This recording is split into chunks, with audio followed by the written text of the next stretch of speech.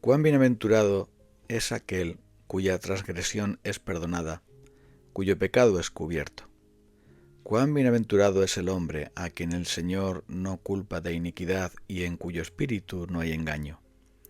Mientras callé mi pecado, mi cuerpo se consumió con mi gemir durante todo el día, porque día y noche tu mano pesaba sobre mí. Mi vitalidad se desvanecía con el calor del verano. Te manifesté mi pecado, y no encubrí mi iniquidad. Dije, confesaré mis transgresiones al Señor, y tú perdonaste la culpa de mi pecado. Por eso, que todo santo ore a ti en el tiempo en que pueda ser hallado.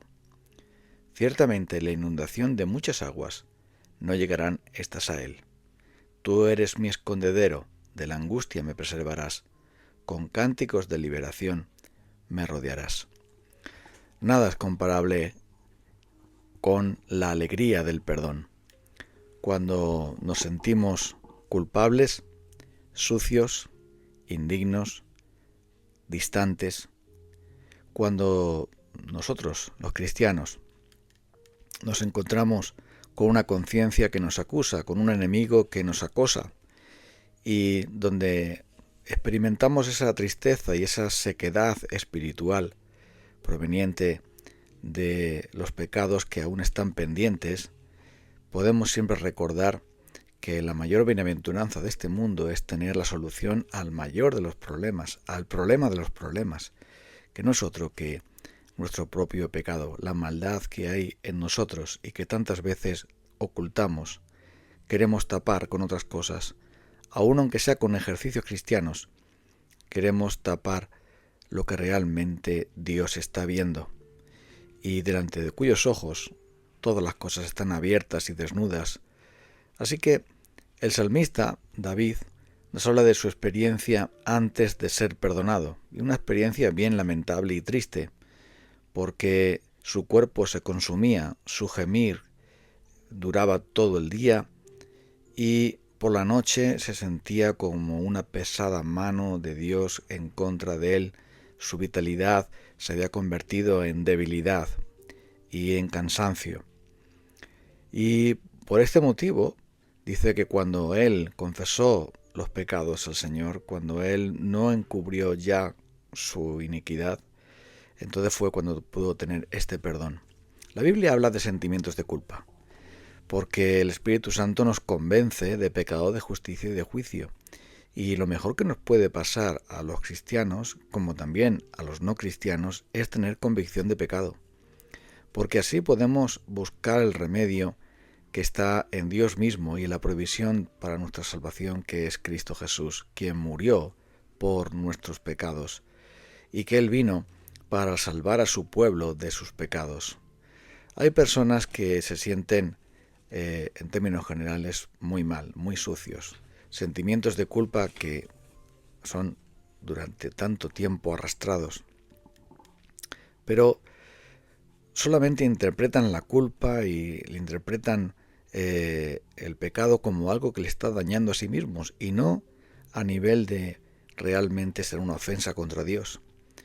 David dijo, contra ti solo he pecado y he hecho lo malo delante de tus ojos. Claro que David había pecado contra personas, contra todo el pueblo seguramente, en el asunto de Betsabé, pero él confronta su pecado y confronta su vida delante del Dios Santo. Contra ti he pecado. Cuando nosotros consideramos que el pecado es simplemente un desliz, cuando interpretamos que el pecado solamente es algo que tiene que ver con los demás y que si los demás no son dañados, entonces no hay pecado o tiene menos importancia, perdemos el punto de vista divino, porque Dios está viendo todo en nosotros.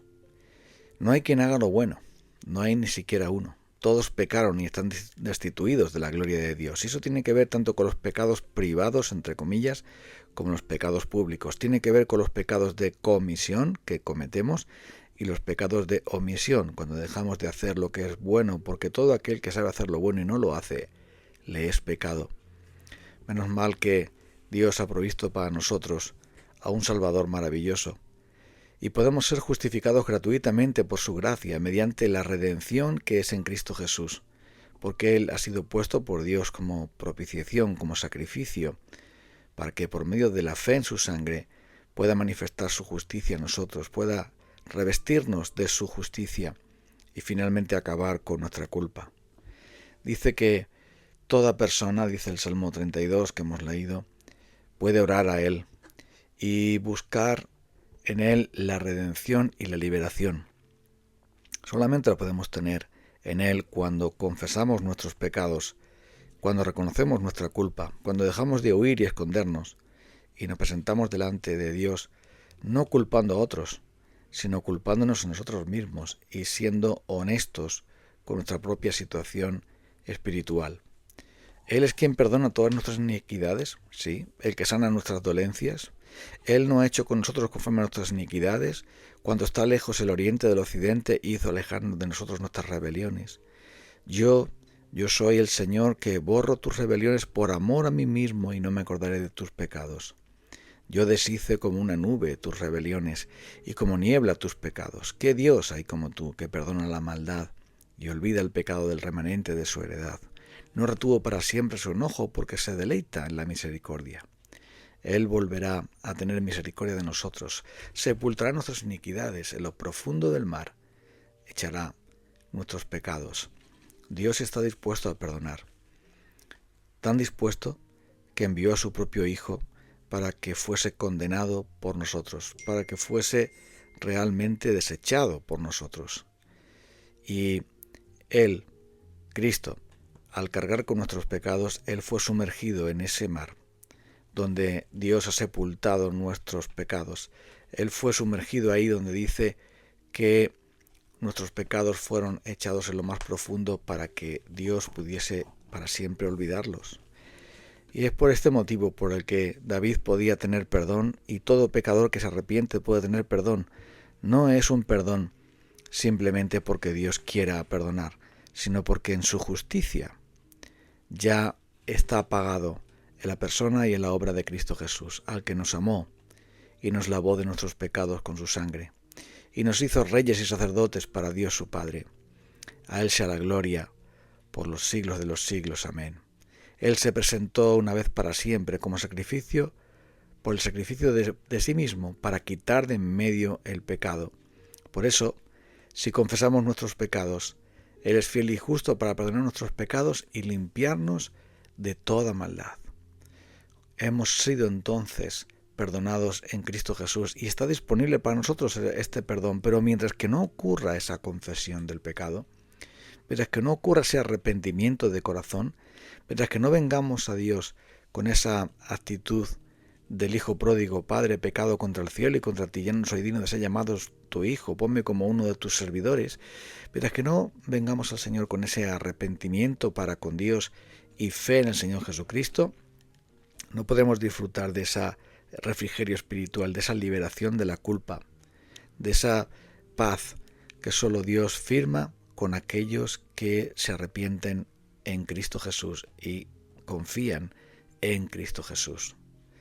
Por medio de Él se nos anuncia el perdón de pecados y todo aquello que por la ley de Moisés no podemos ser jamás justificados, en Él es justificado todo aquel que cree, porque tenemos redención por su sangre, el perdón de pecados según las riquezas de su gracia que hizo sobreabundar para nosotros.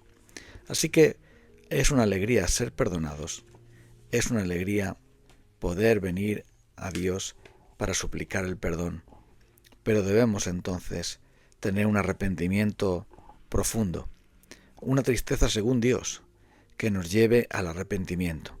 El gran problema de tantas personas, el gran problema nuestro, es que no miramos el pecado en su dimensión más terrible, que tiene que ver con la cruz de Cristo. Si Dios el Padre tuvo que hacer sufrir tanto por causa de la justicia santa de Dios y por causa de la ira santa de Dios, si Cristo tuvo que padecer de aquel modo y el Padre tuvo que hacer que su Hijo sufriera de ese modo, y lo vemos en Getsemaní y lo vemos en la cruz, eso significa que el pecado para Dios es infinitamente grave. Es tan horrible a sus ojos que nuestro Señor Jesucristo tuvo que sufrir de aquel modo, y por ese motivo debemos odiar nuestro pecado y amar a aquel que fue colgado en la cruz por él, por nuestra maldad. Debemos de rechazar el pecado, darle la espalda a él definitivamente y mirar todo el mal a partir de la obra perfecta de Cristo en la cruz. Por eso debemos venir a él y debemos entonces confesar nuestro pecado y apartarnos de él, porque el que encubre su pecado no prosperará, mas aquel que lo confiese y se aparta alcanzará misericordia, una misericordia que está prevista y provista en Cristo Jesús. Por eso dice pues, que podemos acercarnos confiadamente al trono de la gracia para hallar misericordia y socorro oportuno. Eso vamos a hacer cuando vamos ahora a orar. Señor, gracias. Gracias porque es bienaventurado, dichoso, bendito, feliz la persona que encuentra en ti el perdón. Gracias porque Cristo Jesús pagó por ese perdón. Y ahora nosotros podemos definitivamente entrar a tu presencia, recibir ese perdón, ser cubiertos con su justicia perfecta y preciosa. Ayúdanos entonces a desechar el pecado y ayúdanos, Señor, a tener un corazón que está dispuesto a amarte a ti por encima de todas las cosas. En el nombre de Cristo. Amén. Nos encontramos el próximo día. Saludos.